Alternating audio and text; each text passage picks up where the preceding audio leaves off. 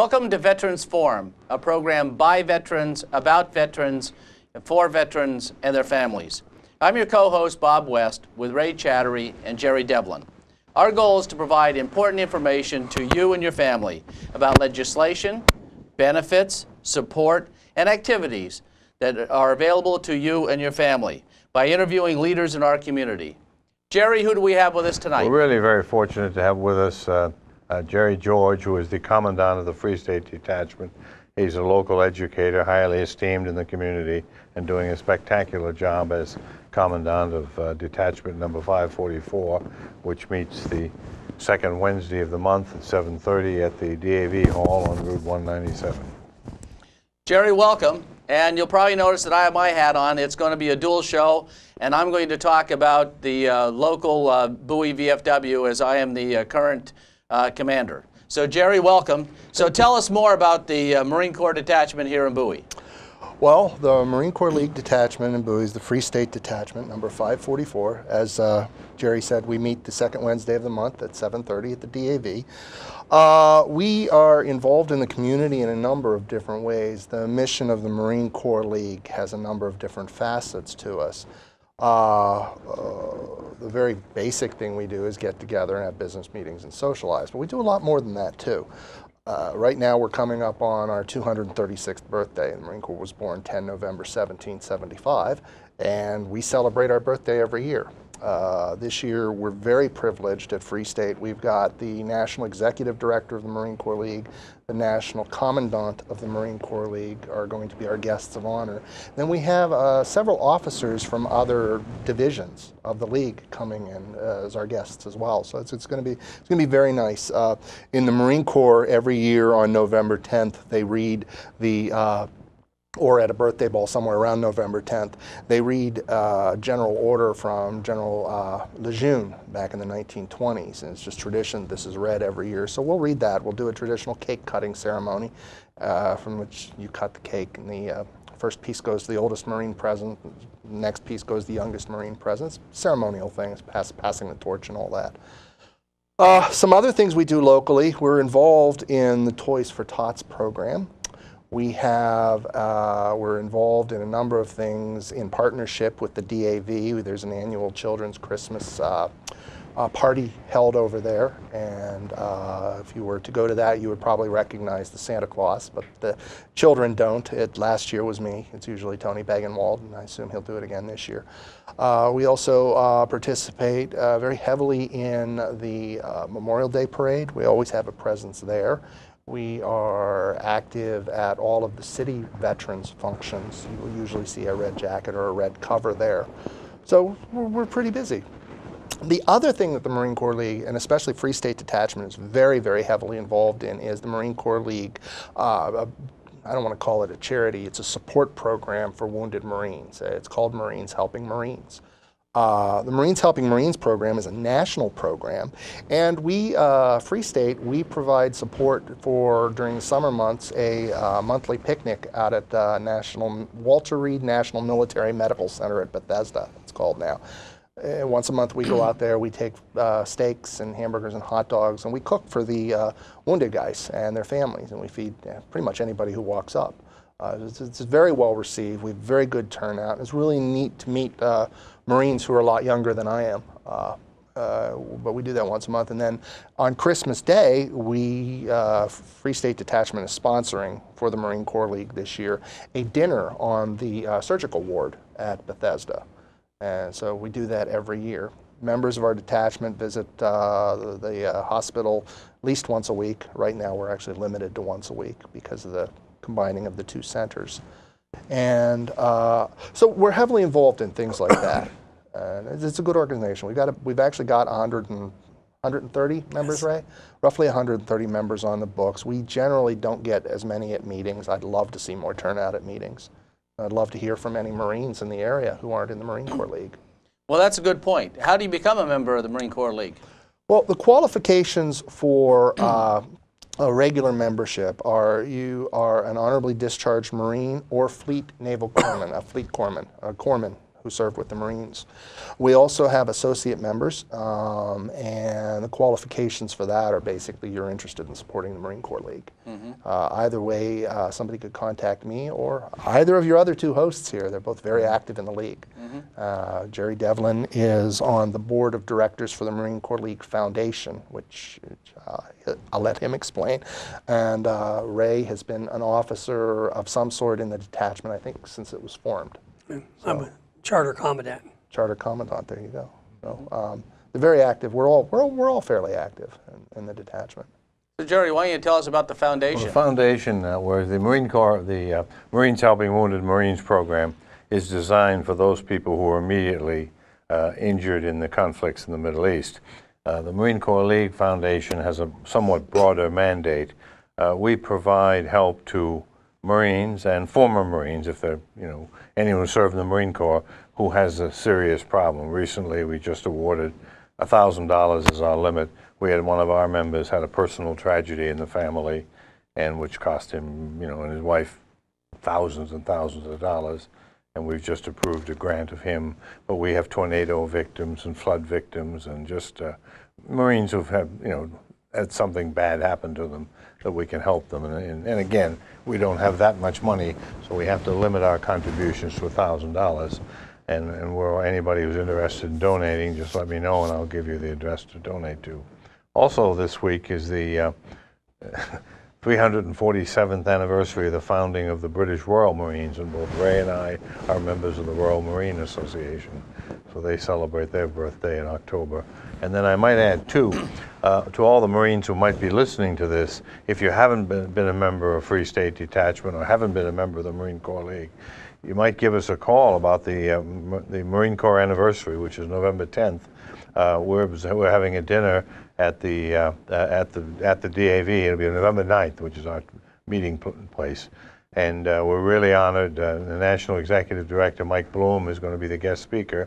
And Vic Voltaggio is the National Commandant. He's from Florida, and he's coming up for the event. And Vic Voltaggio is a former, he's of course a Marine, but he was, for 22 years, he was an American League umpire. And I think we're bringing the head of the Auxiliary. What's the name? Tui, Miss Tui. Oh, yeah. I can remember her first There's two Tuis, and they right, both, and yeah. then One's Jerry and one isn't. Right, and then the national senior vice, I think is his wife. I mean, the wife, mother, husband, and wife. Yeah.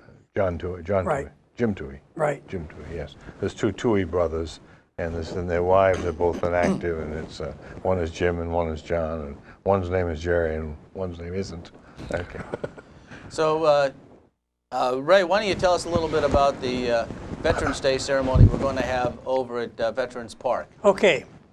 All right. The DAV is in charge this year. We had Memorial Day. We're going to do Veterans Day. The four veterans organizations, we alternate. We do it alphabetically. This way it's easy. So American Legion does it, DAV. Next year, the Marine Corps League, then the VFW. And it'll be at Bowie Veterans Park at 11 o'clock. On November the 11th, so this will be the first time. It'll be 11/11/11, and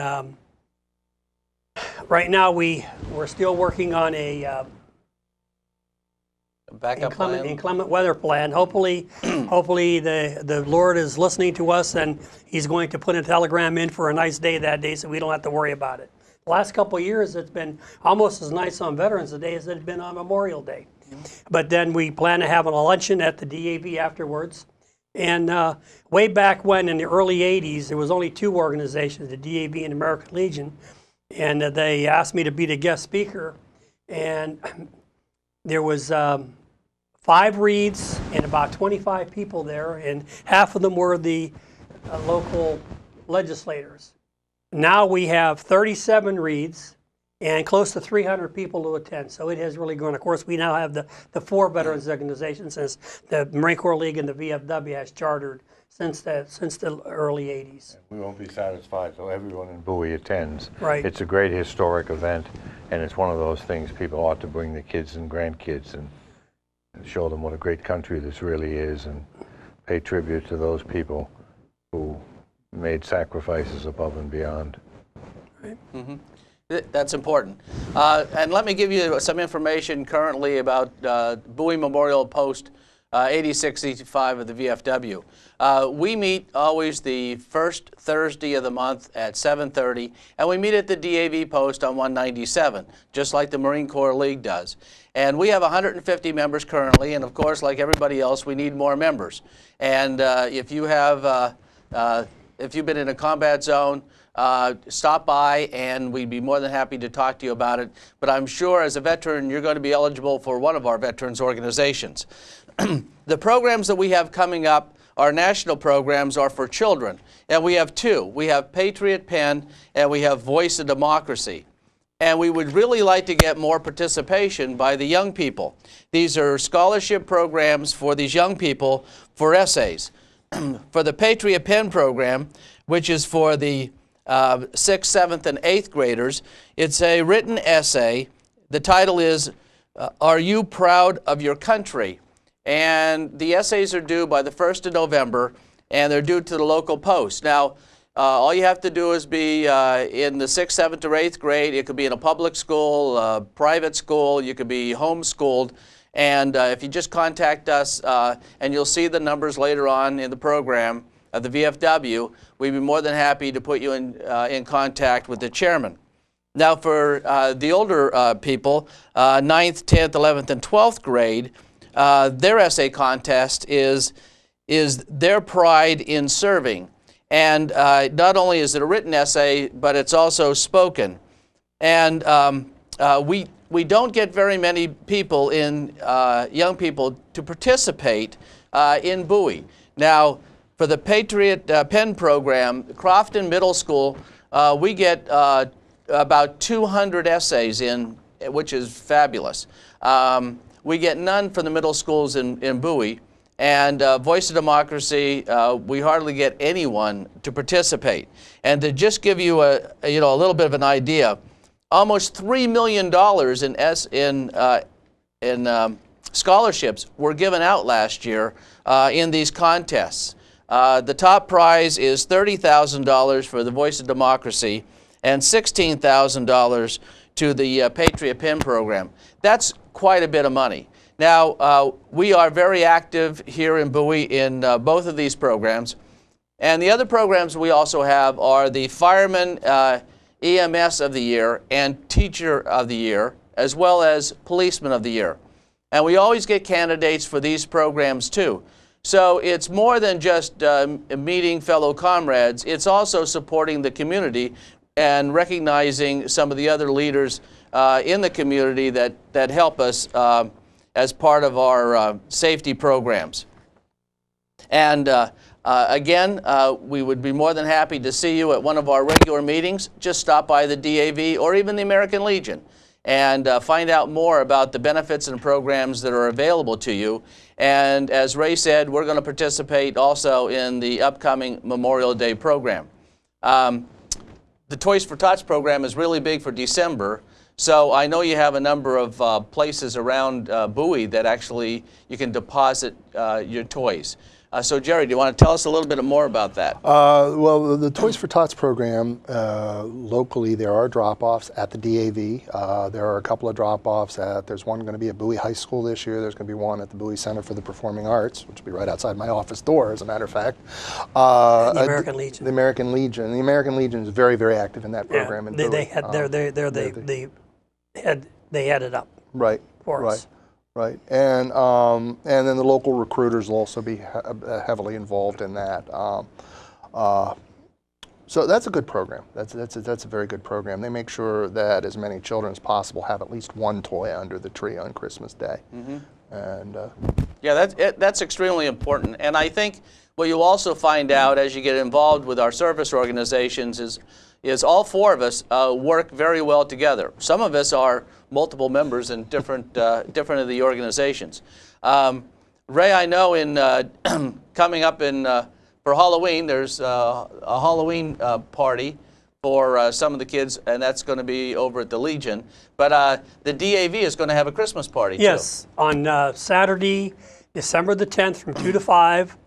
And it's going to be sponsored by the Marine Corps League, DAV, and the VFW who meet there, because we need the younger children, and most of the children now are grandchildren and nieces and nephews not too many of us have small children that are under 10. To bring my 50-year-old children. Right? I have a 10-year-old and 8-year-old. They'll be Right. there. So But like I said, most of us don't. But we're going to have a clown that'll do the face painting, and we'll have gifts, and then we have the two of our auxiliary members. We say Miss Linda and Miss Brenda will be doing crafts, and each child will sit on Santa's lap, and he'll get a fruit basket. And we also serve a light luncheon and refreshments for the kids. And you don't have to be a veteran to come. Just let us know. Just call the DAV. The numbers will be on the screen, or the Marine Corps League. My number's on there, and we just love to have you. One of the other aspects of our joint association is about a month ago, the VFW did sponsor a Marine who was a quadruple amputee. We gave him $1,000, and Jerry was welcome at that program that we had for him. So it's just another way that our various service organizations reach out to our fellow veterans and help them, especially in time of need. And we have a number of programs like that going on. Ray, we were talking just recently about one of the programs that's going to be going on up at Fort Meade with the Ladies Auxiliary and... Yes, yeah, KY, and through the Assistant Catholic Church, and he works at Fort Meade. The veterans organizations on the auxiliaries in Bowie, we're donating 20 food baskets at a cost of $40 each, and we'll be giving them through giving them 2K, and they'll be given to needy families in the Fort Meade area. So, like I said, we reach out, and then our auxiliary will be given Thanksgiving baskets and Christmas baskets to needy veterans, and since Fort Meade is so close, we go up there and help the veterans up there. So, since so many of the families up there are deployed, and that's the biggest base that we have around here. Yeah, a number of programs also do support our active duty veterans.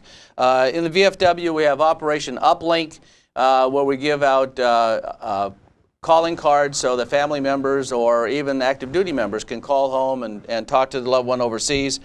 The Military Assistance Program, that's to help family members as well as active duty members who are struggling with additional financial problems.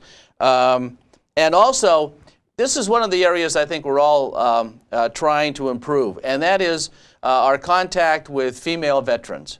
Is within the VFW, the American Legion, and the DAV, and as well as the Marine Corps League.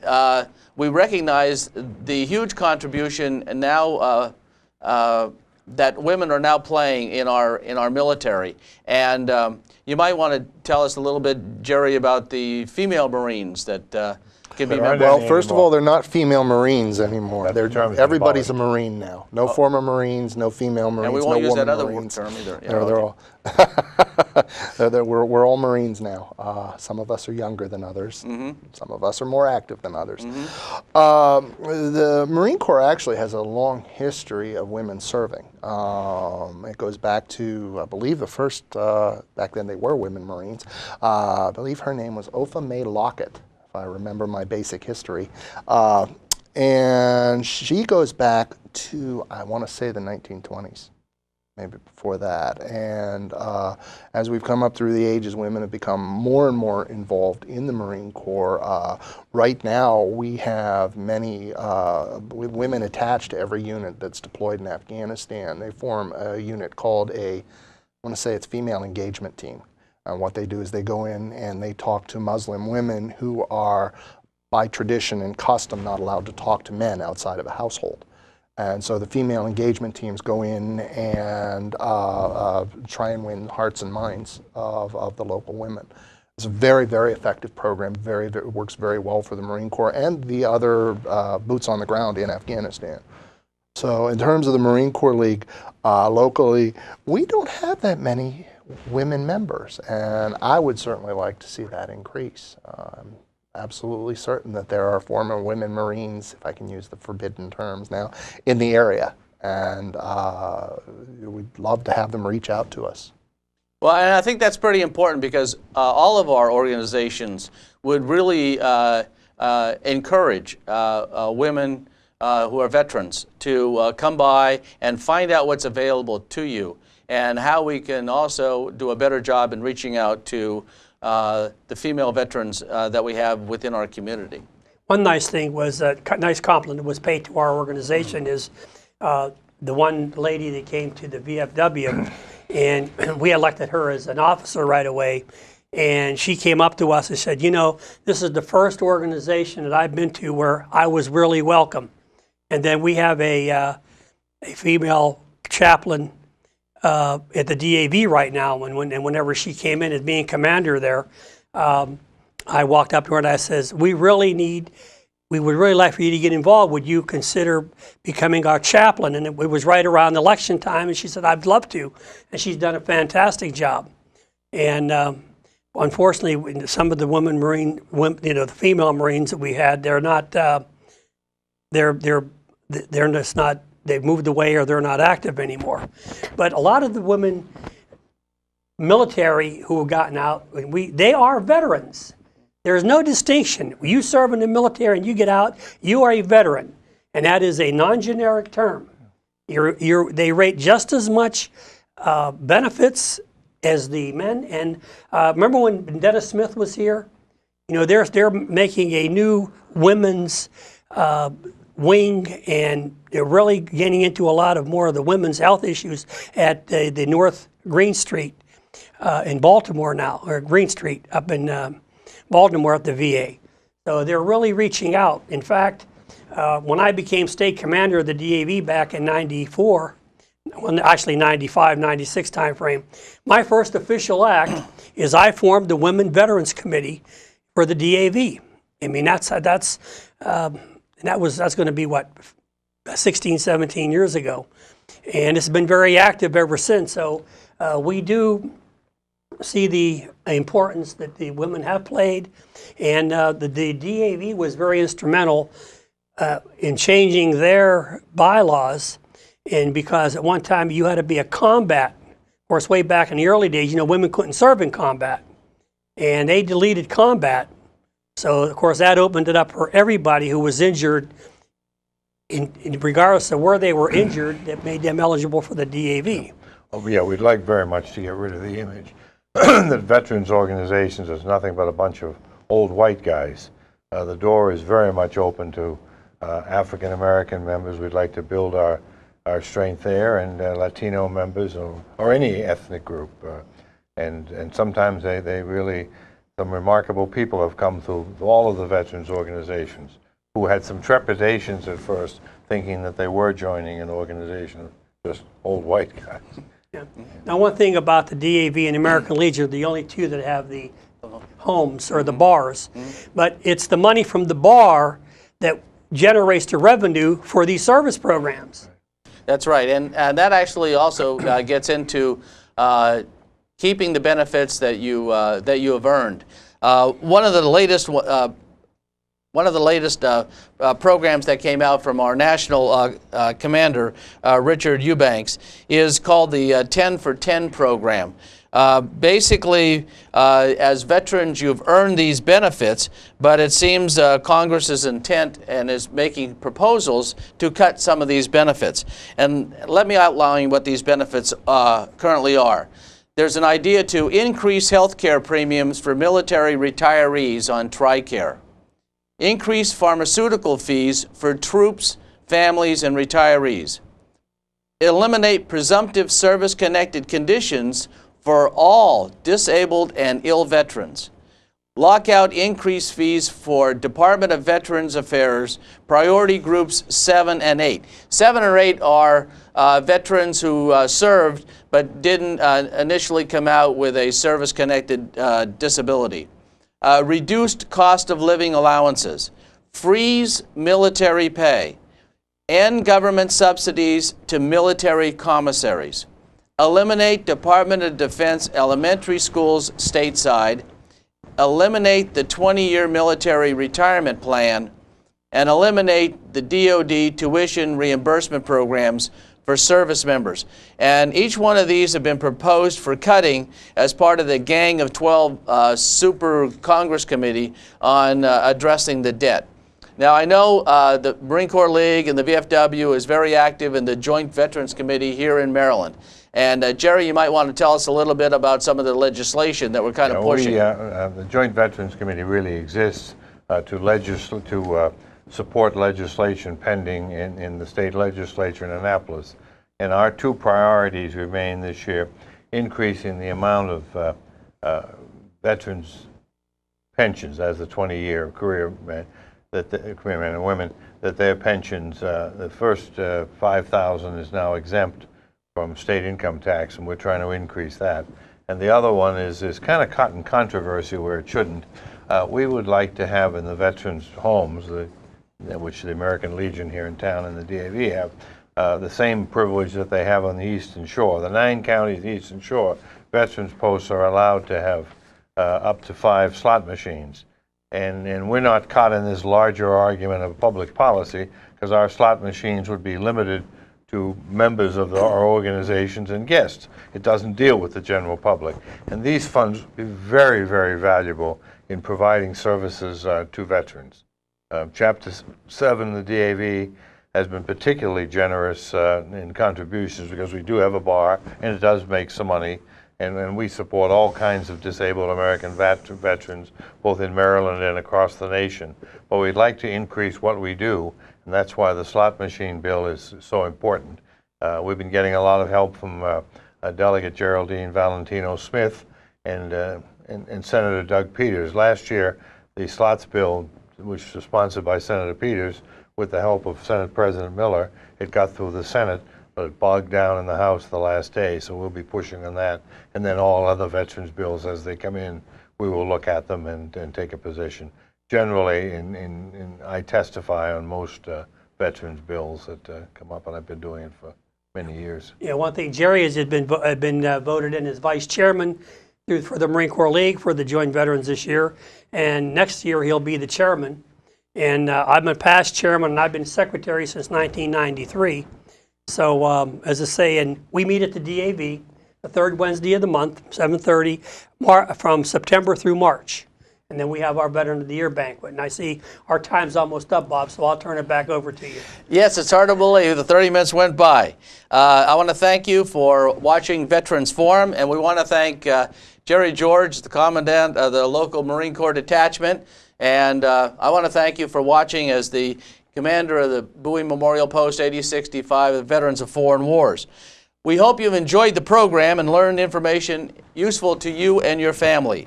Now we ask you to get involved in one of the Bowie Veterans organizations. For the American Legion, call 301-464-9814. The DAV, 301-464-8899. The Marine Corps League, 301-249-5499. And the Veterans of Foreign Wars, 301-262-3520. And we'd like to hear from you, and we would appreciate it if you just stop by, you or your family member. And we want to thank Tom as our director and cameraman for putting up with us for one more show. And thanks again for watching Veterans Forum.